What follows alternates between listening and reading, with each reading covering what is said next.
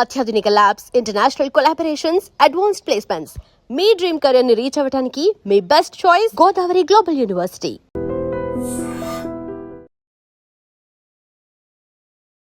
నమస్కారం, welcome to I dream. ధర్మ మార్గం విత్ విజిత కార్యక్రమానికి స్వాగతం.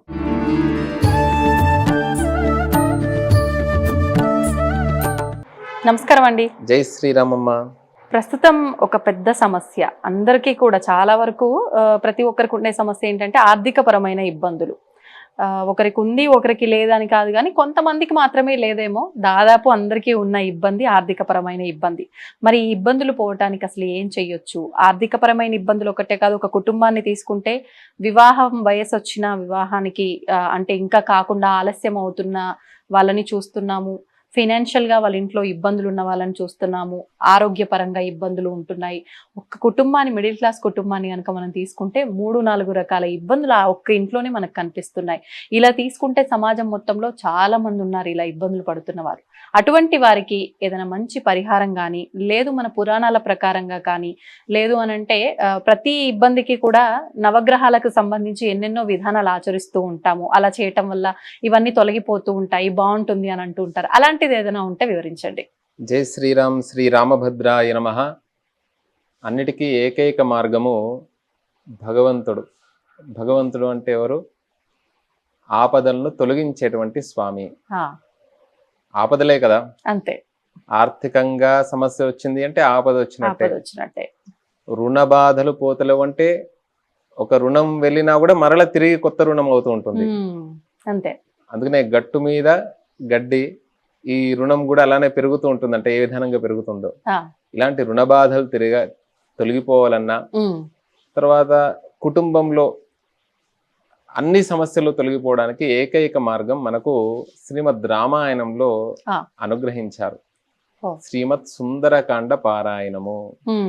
అవకాశం ఉన్నటువంటి వారు శ్రీమద్ సుందరకాండ పారాయణము 68 సర్గలు చేసుకోవడం ద్వారా రోజు కూడా కనీసం ఒక సర్గ చొప్పునైనా, లేకపోతే వాళ్ళకి శక్తి ఉంటే, ద్రవ్యం ఉన్నటువంటి వారు, ఆర్థిక స్తోమత ఉన్నటువంటి వారు సంపూర్ణ శ్రీమద్ సుందరకాండ పారాయణం చేయించుకుంటే త్రిభిర్వర్షై త్రిభిర్మాసై అంటే ఒక 3 నెలల్లోనే దానికి తప్పకుండా మార్గం దొరుకుతుంది.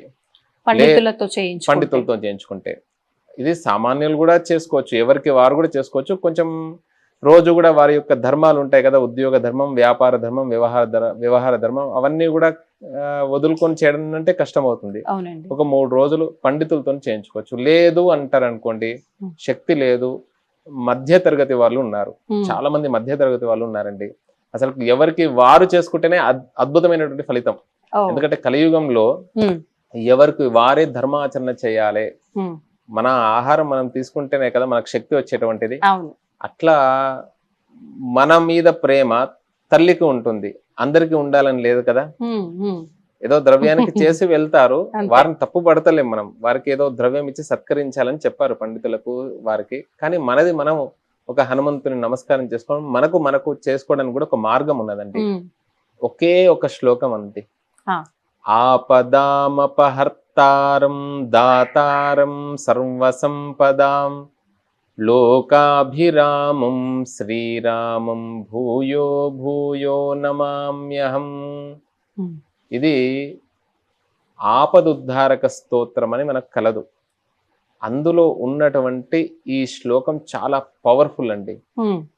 ఆపదామపహర్తారం దాతారం సర్వసంపదాం అంటే ఒక్క సంపద కాదు, నువ్వు ఏది కోరుకో ఇది ఒక కల్పవృక్షం లాగా అనుగ్రహిస్తుంది ఈ శ్లోకం.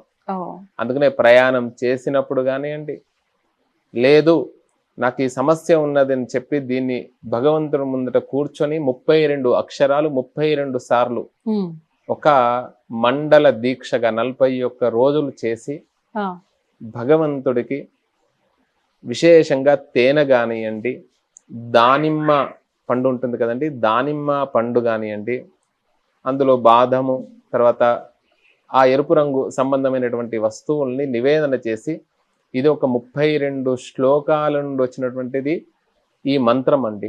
32 శ్లోకాల నుండి వచ్చినటువంటి మహామంత్రం ఈ ఆపదామపహర్తారం దాతారం సర్వసంపదం. అలా 48 రోజులు ఎవరైతే చేస్తారో మండల దీక్షగా చేసి ఆ రాముడికి ఆ హనుమంతుడికి నివేదన చేసి ఇంట్లో ఉండేటువంటి వారంతా కూడా ప్రసాదం తీసుకోవడం ద్వారా ఖచ్చితంగా ఆ ఏ సమస్యలు అయితే ఉన్నాయో ఆ సమస్యలకు పరిష్కార మార్గం దొరుకుతుంది. 41 రోజుల్లో పరిష్కారం అయినా కూడా కావచ్చు, ఆశ్చర్యపోనవసరం లేదు. ఏదైనా కూడా విత్తనం పెట్టగానే పండు వస్తుందా? రాదు కదా. ఖచ్చితంగా మనము ఆ విధానంగా భక్తిగా శ్రద్ధతో ఎవరైతే చేస్తారో వారికి తప్పకుండా ఫలిస్తుంది.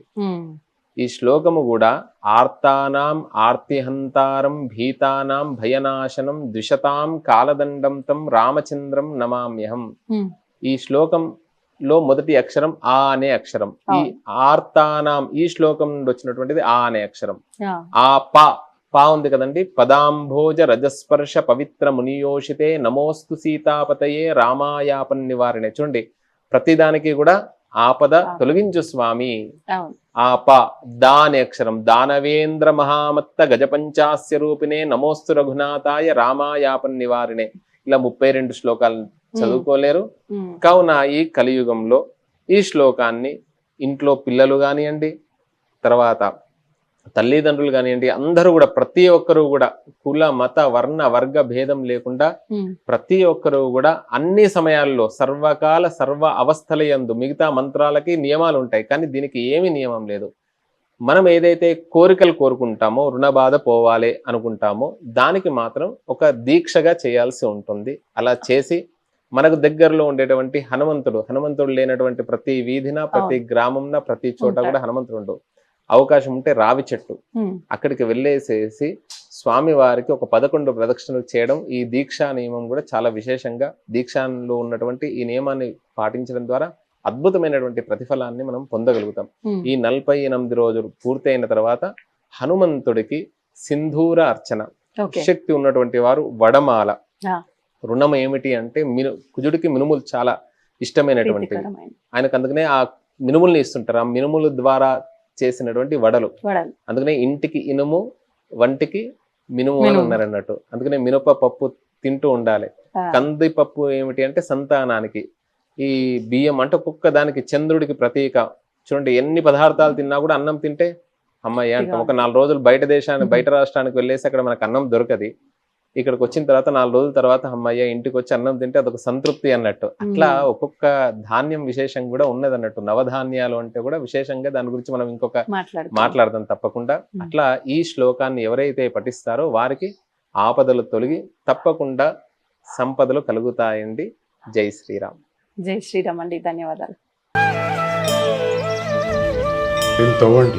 తవ్వుతూనే శివలింగం.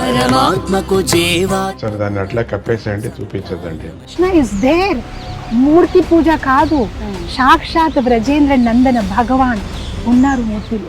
ఏమీ ఆశించకుండా ఆరాధించే వాళ్ళు కూడా ఉన్నారా ప్రభుజీ? నిజమైన భక్తి అంటే మనకు తెలియదు కాబట్టి